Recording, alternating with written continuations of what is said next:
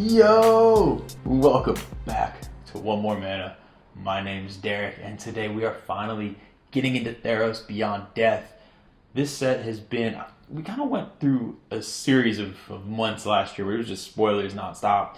We went through a very long break period over the holidays, but now it's back, and I have had withdrawals. I've been so ready for these spoilers. I've been nonstop on every time a new card is revealed. I'm on Twitter all day checking it out. I've been so excited to see it all. And there's going to be a number of creatures I am so interested in. I really like the set so far. There's only a couple mistakes because, tripling mana, what could ever go wrong with that? But I'm going to stick on the positive for today and talk about one of my favorite cards in this set, if not just for its type, and that is Polukranos Unchained. Now, before I get too far into the deck tech, this set looks ridiculous. If you are a delinquent that wants to triple their mana with a creature you can cheat and play on turn 2, I don't judge, and I think you should go ahead and just give in to your evil side a little bit and head on over to our affiliate link down below with TCG Player. TCG Player is amazing. You're going to be able to find all these cards. You can get those full art versions, those full art foils. I know that's what I'm trying to do for a few of them, so head down there. Any cards you get through that link, it's going to help the channel, help us get out more content and better content. We really, really appreciate the help. So now getting back into Polukranos, it's a freaking zombie Hydra. Like, what else? Literally, when I saw the card, I saw zombie Hydra, and I was like, it could literally just be flavor text. It could be a vanilla whatever, and I'm finding a way to build a deck around this. It is, I don't think we've seen a zombie Hydra before. If we have, I'm sorry, I'm disrespecting you, zombie Hydra of the past, but Polukranos is where it's at right now. At its base, it's just a 4-mana 6/6 that can fight things for 3 mana, which is kind of interesting, obviously, but that's not why it's exciting. The fact that you can pay 6 mana and exile 6 cards for its escape cost is insane, and it comes in with 12 +1/+1 counters. Polukranos reminds me a lot of... I had a Hogak deck for a little while that I was playing that I had a ton of fun with, despite the fact that it ruined multiple formats. In Commander, it was a ton of fun, especially as the head of a deck. It allowed for this weird graveyard synergy, Voltron-ish type deal. And I see Polukranos kind of playing out the same way. Now, obviously it doesn't have built-in trample, so we're going to have to find a way to work around that. And this first kind of rough draft, essentially, of the deck is my first take on it. With Polukranos, you can go heavy into Reanimator and have him as a finisher. You can even go into a group mill type theme with Reanimator. You can even focus on the fight mechanic and just basically be taking things down and finding ways to replenish +1 counters.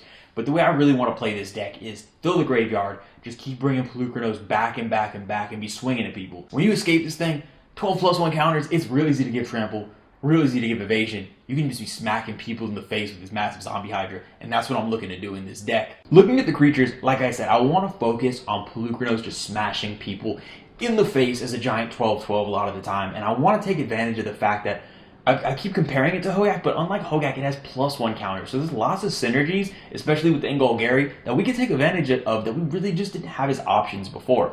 Something like a Corpse Jack Menace is just silly.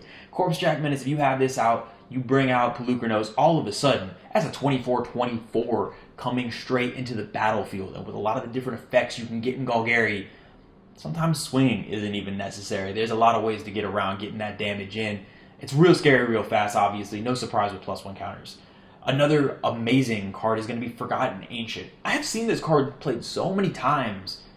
Specifically said, I've seen you play it a few times. It gets really silly because it's very, very kind of just sneaky. It sits there, people cast spells, they're throwing counters on it. And then you know what? You disperse those counters. And it's not as obvious as a Mana Gorger Hydra where, it's a 30/30, we got to take care of it.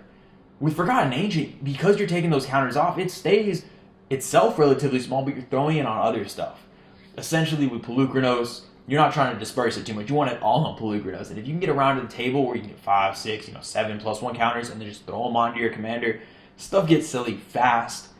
Commander's gotten to the point now where there's so many broken things happening. Giant power toughness creatures aren't as threatening as they used to be. So there's actually a solid chance something like this could stick around and it might be able to get you further than it used to in the past. But just in case, if someone does decide to ruin your fun and wants to get rid of this giant zombie Hydra, just beautiful monstrosity that you built, you gotta have a backup plan, and a creature like Rayhan does a great job of that, because when it dies, or goes to the command zone, you're gonna let it die most of the time. You want to keep escaping. With Rayhan, it doesn't matter. It can die, it can go to the command zone, it can do whatever it wants. It won't matter. Rayhan's gonna throw those +1 counters onto something else and keep the fun going. You can even get into some cycles with sacking your commander and recasting it for its escape cost, where essentially you can just keep throwing counters places and just make freaking insanely massive, terrifying creatures. Now there's a number of +1 counter synergies that you can see in the deck list, but those are probably my 3 favorites.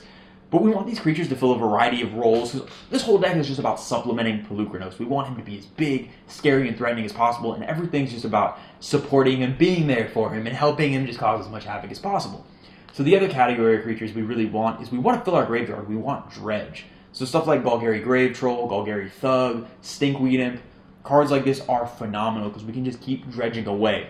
With Escape for our commander, 6 cards to exile. It's a pretty high amount. As someone who plays a lot of Tasigur, it's not as big as you think. With Tasigur as an example, I tend to always have enough cards to delve away to cast it.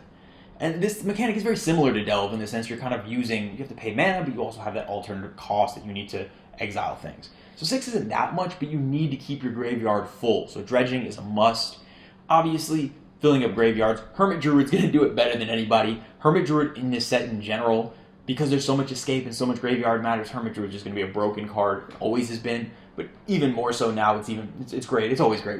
But specifically for this commander, you want it, because if you can get a third, you can get a half of your deck in your graveyard. We're playing a lot of basics, but maybe you can get lucky.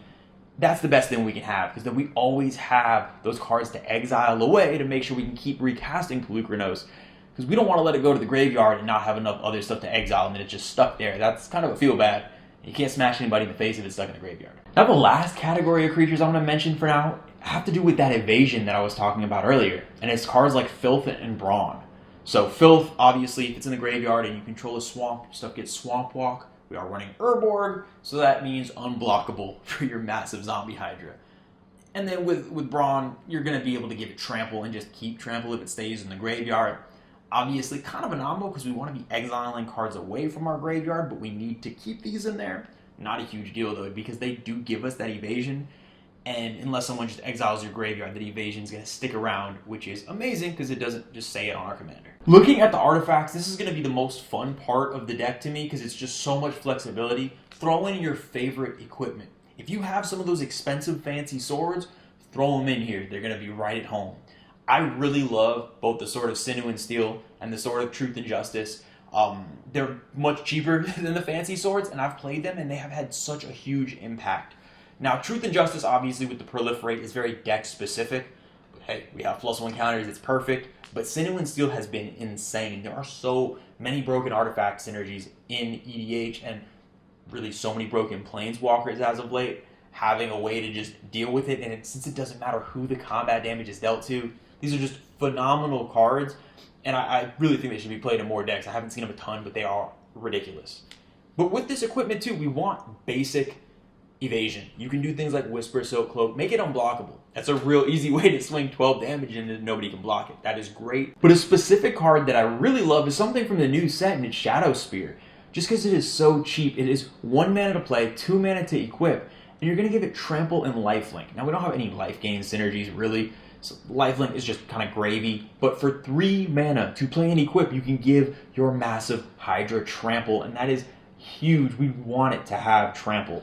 Now, obviously, it's going to lose +1 counters as things deal damage to it, so we would prefer the unblockability to Trample, which is why we're running Filth and Whisper Silk Cloak and things like that.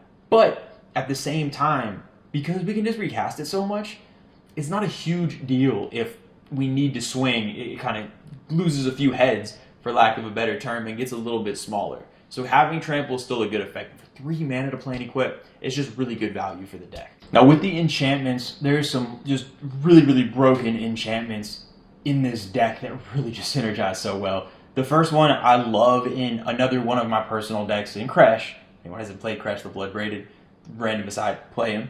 But Death's Presence is ridiculous. Death's Presence is amazing, and in this deck it is perfect. So it's going to do something similar to what Rayhan is going to do. When your creatures die, you can throw +1 counters onto other creatures equal to its power.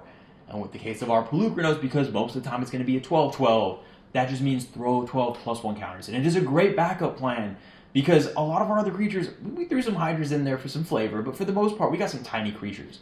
And being able to, if you keep getting Polukranos removed, to be able to just throw those +1 counters, Yeah, obviously the other ones won't have commander damage on their side, but it is a great way to make sure you're not just wasting the mana you're spending when you keep bringing out Polukranos. Another card, I talk about this card a lot. It's greater good. I think this card is just, if you're running green, there's very few decks you don't want it in, just because at the very worst, especially in a graveyard synergizing deck, you can sack a creature and get cards in the graveyard, but at its best, we have a commander that at its smallest most of the time is going to be a 6/6 when it's starting out, and then obviously escaping it a 12/12.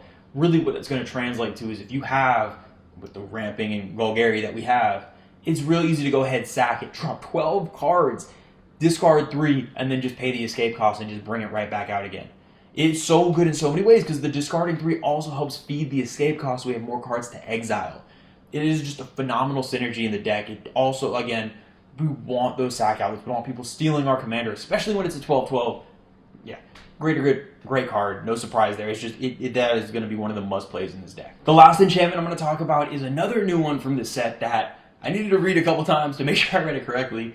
And it seems really good, and it's Hydra's Growth. It was made for Polukranos, essentially. It's an enchantment aura. You put it on a creature, give it a +1 counter. Not super concerned about that. But on your upkeep, it doubles the number of +1/+1 counters on the enchanted creature. Now, I haven't emphasized much of Polukranos has that fight ability. I've almost not mentioned it at all, but it is so underrated. It's almost like this little line of text that's just hidden in there. Now, normally, if you have your 12/12, you don't want to be wasting, because when it takes damage, it's losing that many +1 counters. So you don't want to get your Polukranos down to like a little 3/3 to remove creatures most of the time. But with a lot of these effects I've been talking about, we're able to throw 10, 15, 20, 25 +1 counters on a Polukranos, no problem. All of a sudden, that fight creature effect becomes much more important, because a lot of really impactful creatures only have 2 toughness, 3 toughness, 2 power, 3 power. So we could essentially, if we get Polukranos at a 20/20, or in this case with the Hydra's Growth to a 24/24, this is ridiculous because we're just going to be able to go ahead, fight things one by one, and it can still be like a 10/10, 11/11. And we've taken out all the threats on the board. 3 mana per, so we need to have a lot of mana, but again, Golgari can ramp like crazy. The fight mechanic is something that I'm definitely underrating myself so far, but I think with these type of effects, it's going to be something, especially in the long game, that can lead you to keep the board under control and not let things get too out of hand. With the instance, mostly we don't have our removal here. There's a few cards you're going to see that I'm definitely going to have to go ahead and save for that game-winning step, because it's the most fun way to win the game in this deck personally, and I'm going to get to it in a minute. But at the very least, instant speed, Golgari, you have great removal, you got Ass Trophy, you got Crossing Grip, Beast Within. Golgari has some of the best options for instant speed removal, and we want to put all of them in here. With the sorceries, obviously sorcery-based ramp is huge in green in general. We're going to have to run a good amount of it, including some effects like Hour of Promise that let us tutor for specific lands. But in addition, very similar to the Xenagos deck tech I just did, Power Matters is a huge thing in this deck because we're going to consistently have a big creature on board. So things like Traverse the Outlands, Life's Legacy, Rishkar's Expertise, all of these types of effects that result in huge card draw, huge ramp, we want to run in here because always having at least a 6/6, probably a 12/12 on hand on the battlefield, there's just such big benefits you can get out of that, and you want to take full advantage with cards like this. Now, outside of these, there's a couple that I do want to emphasize. One is going to be Buried Alive. While this is not a graveyard combo deck, it is not a Reanimator deck, Buried Alive is so important because we want to get our Dredge engine going. It's something that you can get into certain hands in this deck because it's not all meant to just dump our hands into our graveyard, where it becomes really hard to consistently escape our commander. And with Buried Alive, you can throw that Golgari Thug in there early and make sure you just fill up that graveyard on early turns. And especially with the big card draw, we have very explosive card draw in this deck. So missing out some card draw to dredge things away is not going to matter as much as it might in some other decks. So Buried Alive is huge. We want certain things in the graveyard. And speaking of cards we will either want in the graveyard or wouldn't mind there, Increasing Savagery is so good. Basically, you're just going to dump 10 +1 counters, most likely onto your commander, and with some of our doubling effects for +1 counters and some of the synergies we have, it could be a whole lot more. Very expensive mana-wise, but because we can cast it from our graveyard, it's great. We don't even need to draw it. Dredging it doesn't hurt us at all. It is just perfect for the deck. Taking a look at the lands, nothing super fancy, but there are a couple that are very, very important. Obviously, Rogue's Passage. I mentioned Evasion. Any type of Voltron-ish commander deck, you want Rogue's Passage. It's basically a free, unblockable spell in the deck. It is awesome in there. We're also going to want to run as many fetch lands as you can afford / throw in there, including things like Evolving Wilds, just because it is an easy way to get fodder that we can escape away in order to get our commander back again and again. So obviously any fetch lands you can afford, even the less good, like even if you got some Mirage fetches, or which are the slow fetch lands, or if you have, or some cycling lands, something like a Tranquil Thicket, those type of cards that can get cards into your graveyard, it's a great backup way, and especially if you mana flood, you can just toss them in there, or if you're fetching something, get it in there, and it is great to have. Obviously, mentioning graveyard stuff, something like a Dakmor Salvage is also going to be super bueno because you can just dredge, and that's another situation where you can just keep getting things in your graveyard, and because it's just taking basically a free spot on the land, great to have in there. So that's going to do it for all the categories. Next, we're getting into the game-winning step. How is Polukranos about to end people's days? How is he about to drag people down to the underworld with him? There's a number of ways, and there's some that just seem so much fun, but there's a few that just really stick out and that make me want to build this deck ASAP. So obviously, I'm going to just get the boring one out of the way because I'm going to say it for every deck possible. We're going to put Infect in here. We're going to run Grafted Exoskeleton. We're going to run Phyresis. We're going to run, my favorite is Tainted Strike, because Tainted Strike with this is just dumb. You can just sneak out. It can be a 12-12 swing, and if they don't block it, I don't know why they wouldn't, but that's just game over right there. Infect is great with Polukranos. It is amazing, especially because with Polukranos, when it fights creatures, if it has Infect, it can get rid of indestructible creatures because it's putting -1 counters on things. So even if you're not as evil as I am and you don't live in your mind in Phyrexia, there's still utility to having Infect in the deck because you can get around indestructibility and things like that. So that is, I think, just a reason to have it in there, even if it's not as a win con. My second favorite way to win the game in this deck is going to be a way to circumvent combat, because as we all know, people can stop combat, fog effects, propaganda effects, all different type of effects. We need a way to get around that. And a great way to do that is with Jarad Golgari Lichlord. Now, Jarad is a super cool card as a commander. He's very threatening. He's amazing in a lot of Power Matters decks, and in this deck it is great. Even just at a base level, you can use its effect, sack your commander, drain everyone for 12 life, and then just be able to cast your commander again. But with some of these effects that we've talked about, 12 is very conservative. We can easily get our commander much bigger than that. And when our commander gets to 20 power, or maybe 25 power, or even just the base 24, which would be doubling the +1 counters, which we have quite a few effects for, yeah, draining everyone for 24 is no joke. That gets serious, and for 3 mana, and we don't mind sack effects, because it is so easy just to bring our commander back from the graveyard.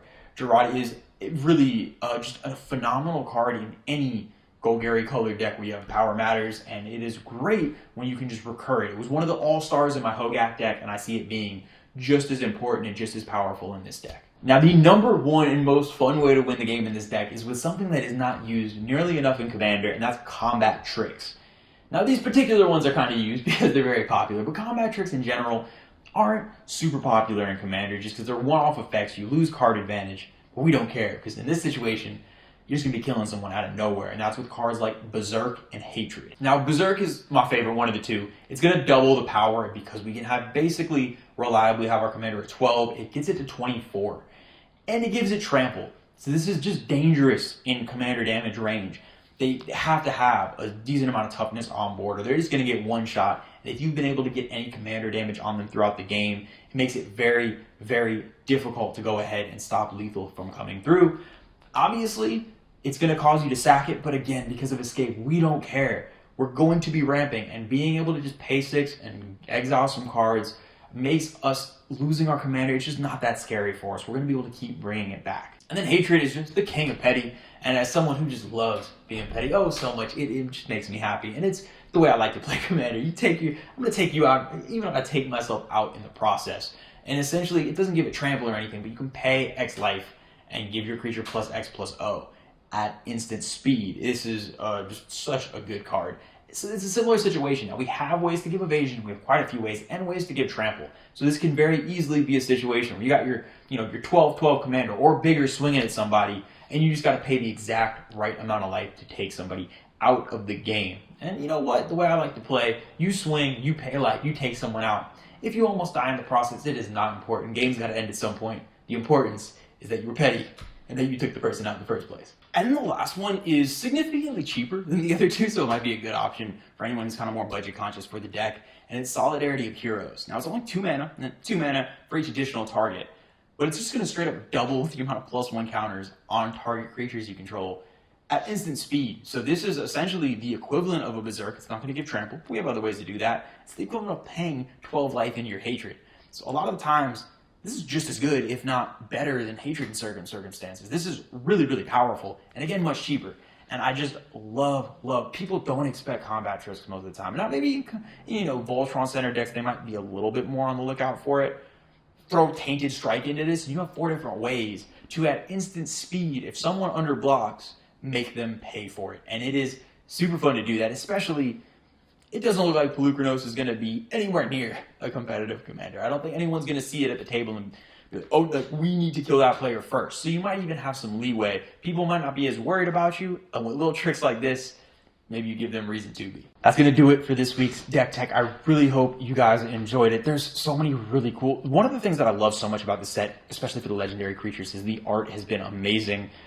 You guys might know by now, like 60% of my decision-making process on commanders is the art. So it's made the decision really tough because there's quite a few, and you'll see in the next few weeks with the deck techs, I'm doing some crazy cool commanders with some crazy cool art. And Polukranos, I think, might be one of, just flavor-wise, one of the coolest. It's a freaking zombie Hydra. I've said it like 6 times, but it still gets me excited. So I'm very, very excited to get into the rest of them. Like, there's some busted cards. There's some busted cards. You'll see between Sid Ken and I, you're going to see us address some of the bustedness of these cards very soon. So it'll be we have thoughts for sure. But yeah, let me know what you guys think about this deck and really the set in general. There's a lot of exciting stuff coming out in this set, so I would love to hear what everybody's feeling about it. I'm mostly positive, cautiously optimistic about some broken stuff, but either way, stuff is going down, and it makes me happy to see kind of how exciting a time it is for Commander right now. As always, huge shout out and thank you to all the patrons. We love y'all and appreciate y'all so much. And I hope y'all enjoy the Underworld, because it seems like Theros Beyond Death is going to have a bit of a lasting impact on Commander with some of the gas that has been dropping in this set. But so many things to come. Until then, I will see y'all next time.